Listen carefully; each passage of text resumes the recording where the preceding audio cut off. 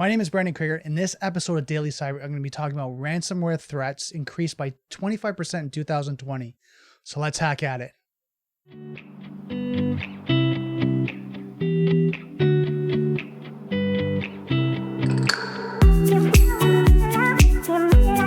I'd like to thank our sponsor for this episode, Usato. Usato is a Canadian-based cybersecurity company that provides 24/7 cybersecurity support and compliance service that align their customers' tolerance for risk, their clients, suppliers, and government contractual mandates. Usato's teams focus on using insights to drive business decisions. There's no need to leave strategies to chance, when insights can be used to show what changes need to be made and how to make them. Usato offers multiple services to help companies simplify IT, centralize cybersecurity management, and meet compliance standards. Usato can customize their service to work with your existing IT network and programs. For more information, contact Usato at info@uzado.com or visit their website at www.uzado.com. Okay, so there's a lot of information to cover. I'm excited to kind of go through. Ransomware was a topic someone was asking me about before, and as we can see, just the increase over the last say 3-4 months since COVID-19 started, we can see an increase of ransomware attacks.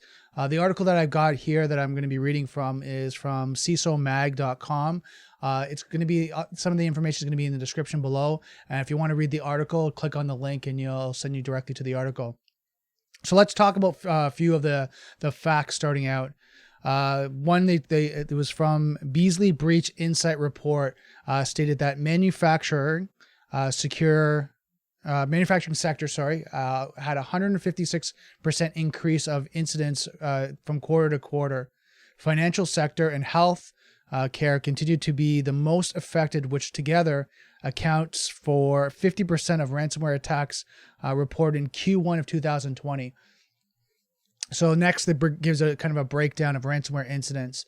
26% of incidents for financial institutions, 24%, and that was 26%, and then 24% for healthcare, 9% for manufacturing, 7% for professional services, 6% for retail, and 6% for education. So you can see if you add up all those numbers, the attacks are mostly for the financial institution and healthcare when it came to ransomware attacks in Q1.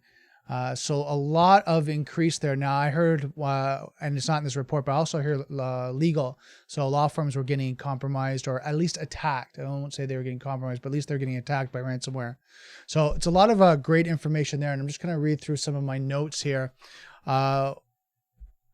First and foremost, let's talk about ransomware to kind of get both of us on the same page. This might be a review for you or might be very simplistic, but stick with me. I got some good information after this. So ransomware. On a basic level, basically what it is malware that's sent out through email majority of the time. Now it could be on a website, could be through other means, but majority is through phishing attacks where you click on something that is more clickbait type of stuff where you want to download, it's a scarcity, something to put you in a fear state, which then you click on it and then there's malware that runs in the background that actually locks your PC, so encrypts it. And through that encryption, normally you get a splash screen that says your PC, your devices, your multiple devices have been compromised. They've been locked down, and then there's normally a ticking time, as well as information on who to contact, and potentially even sometimes there's actually the ransom there, how much they want. So if it's $500 up to $50,000 and above. So now your account's been, or your PCs or devices have been encrypted, and now what you're supposed to do is go through the process of calling them, negotiating a ransom, paying it, and then hopefully they send you, I think it's the public key they'll send you to be able to unlock it. Now, I'm not going to talk about the success rate or anything along that line, but that's normally kind of the process of what happens when ransomware attacks happen. And then, some of the challenges, just briefly, I've heard companies that have gone through cleaning up their systems, recovering from backup, and then keep getting attacked from ransomware. This is why it's important, if you ever do get compromised and you're running through this scenario, that you have actually a forensic investigation done on your backups, because you don't know where actually that malware might be stored. It might be stored 3, 4, even 5 weeks back, and then it was, like a time bomb. It was set to a certain schedule that it would go off, and then you think that, oh well, we'll recover from the last backup or the backup before, but then you're constantly recovering the actual malware that's releasing time and time again. So make sure you do a forensics investigation on where through your backups and your malware, or sorry, your backups and your data, to make sure that you're not reinstalling the malware. So just a tidbit there. I've heard some companies that have gone through that challenge alone, and it's frustrating because they spend all this time to remediate, but then it just keeps happening over and over again. Next is, let's talk about how to protect yourself and how to protect your company.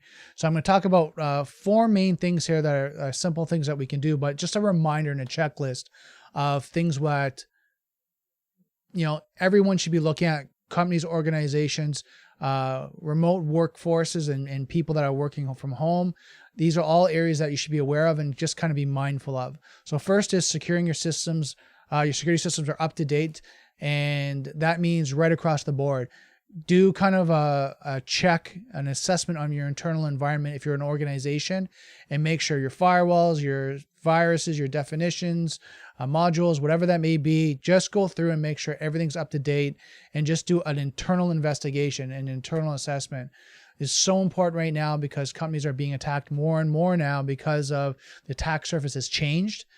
And now hackers are taking advantage of that and going after companies thinking that they might be vulnerable in this time of the COVID-19, remote workforce and all that. So please do an assessment, make sure that everything is secure, everything's up to date. I know with a lot of companies changing overnight, there was a lot of things that might have been missed. So even if you have maybe a outside party do a gap assessment, a vulnerability test, just to see if there's anything that they come up with that, oh, by the way, here's a couple things you need to harden, you need to lock down. Second, work from home systems. This is very key. And there's a couple areas that are probably going to be a reminder, but a few that I'm going to bring up that I haven't talked about before that are really important. So first is, are your systems up to date and patched? Your desktop, your laptop, your smartphones, your tablets, make sure everything's up to date. All the applications, everything is secure. Make sure you have an antivirus or endpoint protection. Sometimes you don't have endpoint protection because the company doesn't have enough licenses or whatever that may be. So make sure you have an antivirus that is up to date. The signatures are up to date. The database is up to date on that. And that it's constantly, it's secure and it's up to date in the sense of the configurations to secure your connection, your applications. It's letting you know. Make sure you run it a test as well, just to make sure it's scanning. So do a full scan on your system, just to make sure everything's protected. Next is your home network. This is one that, many people talk about. You have Internet of Things, all different devices. You have your lights, your heating. One of the big things was baby monitors that were compromised when Internet of Things started to first come out. Cameras. Trying to think of anything else that you should be looking at. Anything basically that gets an IP address, you should be taking a look at, making sure that they're secure. Because right now, if you're working from home and you're connected to your company, that could be an access point for someone to get into your home network and now be able to surf around through the network and do some reconnaissance to find out which PC is the company PC that they can get access. Because if you're in VPN and they're doing key logging or anything along that line, they can actually watch what you're doing, right? The VPN connection is only securing the data from the connection from that endpoint, so that PC, and the communication to the network. But if someone's on your local PC, they can see everything that you're doing. So if they're doing a key logging, anything along that line, you got to be very careful. So make sure your home network is secure. Some people have the modems that you can be able to have like up to 4 ports. And then you have Wi-Fi connection. You can have 2 different kind of networks where you have Wi-Fi internally. You can have your guest network. Go over that, review it, make sure that everything is locked down, that you have a complex password. It's very secure. That you make sure you have, if you have a guest network, I would lock that down. I would probably disable it as if you can, or put your kids that are not on the network, put them on the guest network and separate. That's what basically we consider as a VLAN, virtual LAN. Separate them from the actual network that you guys don't have connectivity, hopefully. Your modem has that capability. And it's just, again, to keep it separated, because if you're on the network, the main network, you want to make sure you lock it down as much as possible. If you have any questions about that, please comment below. I know I'm covering a lot of information quickly. Next is VPN.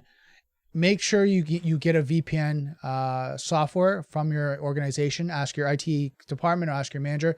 If they don't have it, please just put that request in. You want to make sure that you're secure, your data secure as you're going out through the network. And then it's protected through your home network, maybe your home ISP as well, and that people can't see any of your information going through plain text.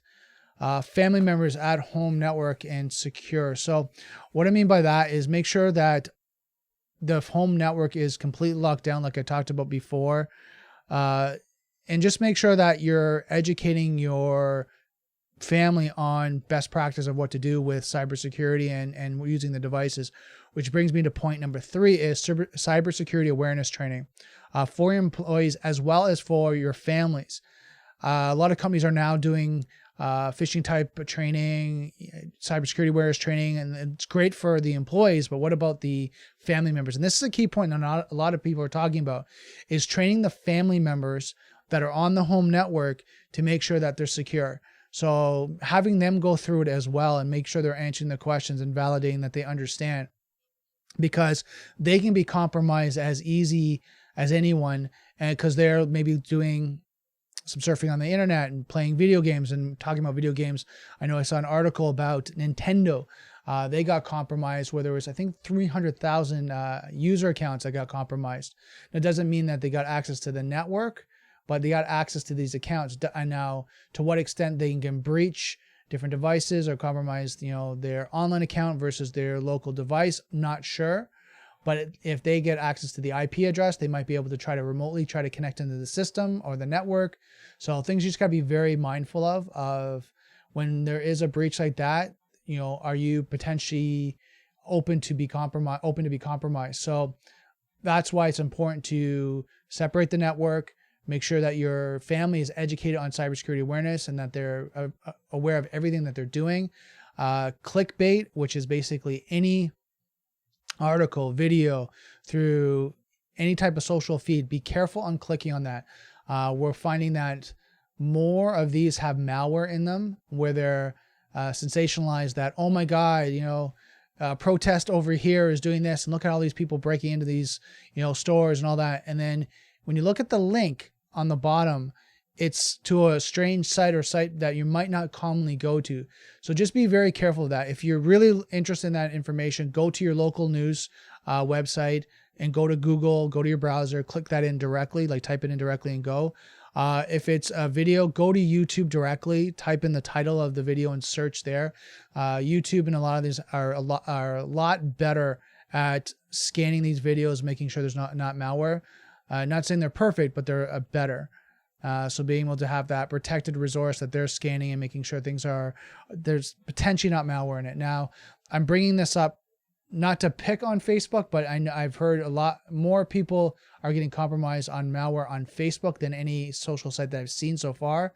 So just be mindful of that. And that's why it's so important that your family goes through cybersecurity awareness training. Next point, last point is for companies, corporate policies are up to date. So with all the changes that are happening, you're looking at different, policies: acceptable use policy, disaster recovery, business continuity, instant response, breach response. And there's probably more that I'm missing right now, but those are kind of the 5 main ones that I've been having discussions over time and time again, making sure that your acceptable use policy of what your staff, your team can do and what they can't do, right? Especially, involve the family as well, what they should be doing, what they shouldn't be doing, and taking them through cybersecurity awareness training. Because when your users, your employees are at home and on that network, the family members that are on that network now are potential, I guess what you can say is threats, because they're the ones now that can get compromised easier because they're just doing their thing, right? They're surfing online, they're playing video games, they're doing, they're watching different videos, wherever that may be, and it's no care to the world. They have internet access. they're now potential threats because if someone compromises them, they can compromise the home network. And then, as you can see, the chain of events, now they compromise the company. So something to really look at, acceptable use policy. And just my recommendation, just to take a look at disaster recovery. What does it mean now? What's the landscape now of disaster recovery? And what's your responses? So we look at incident response. Who's your key contacts? What's the response time? Do you have an SLA? Is that SLA now changed because of the staff is spread out now, as it can take them longer to respond? Business continuity, make sure your business continuity is up to date. All the contacts, your strategies, do a tabletop exercise too. If something that was to happen for any incident, go through these and do a tabletop exercise, especially with disaster recovery, business continuity, incident response, and breach response. Make sure that you go through a tabletop exercise to make sure everything's up to date, because there's probably, if you haven't taken a look at, there's probably something that's out of date with them right now, that the contact information is incorrect. The response time might be wrong. The service providers and vendors that you work with, their response times might be different now because they might be working with remote staff or short staff because they might have had to lay off people. So go through that, make sure all that's up to date, because you just don't want to have an incident and now your downtime is longer than you expected. And, you wish you would have went back and kind of been proactive and prepared, knowing that these could be issues. So going back to the original topic, ransomware, it's so important to be educated and be aware of what's going on with ransomware, all the challenges, with cybersecurity and everything that's going on. Just keep being proactive, making sure that you're on top of things. I know it's important, to look at, and I'm not trying to do this scarcity thing.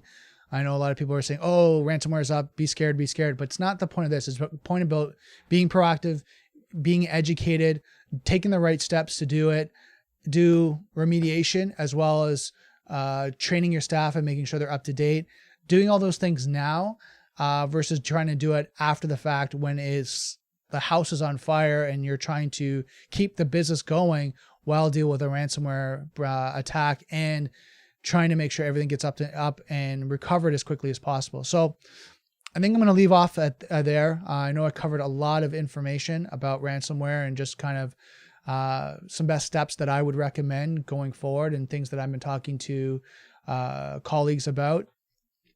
It's really interesting to see kind of just the different challenges that companies are going through right now, and trying to be supportive on my side, give as much information, give as much value, and try to help out is so important. So a couple asks I have for you. If you enjoyed this podcast and you're really getting some value of it, please like it, put a review down wherever you're seeing this. I just want to get some feedback on the information, what I'm doing. If it's any value, if you want me to change some content, cover more information, please let me know. Starting next week, I'm going to be doing more interviews. I just haven't had a chance, especially with COVID-19. So many people have been so busy, so I haven't been following up on that right now, just being more compassionate that people need some time to, do what they need to do when it comes to family, when it comes to their job, finances, all that. So once this pandemic starts to settle down, then I'm going to get back up to having guests on my podcast and kind of working from there. Next is, again, if you like this podcast, please share it out with any of your colleagues. Right now I'm doing my best to kind of get the word out and really share about the truth about cybersecurity and what's going on. And I just want to make sure that, I do my part to help out and provide value. So that's it for today's Daily Cyber. Again, this is Brandon. I just want to thank you so much for being part of my community and listening to my podcast, watching my video. It's really exciting to me to be part of your journey when it comes to cybersecurity and provide as much information as I can. So I just want to remind you, don't forget, software is hackable, being connected is vulnerable. I'll see you next Daily Cyber.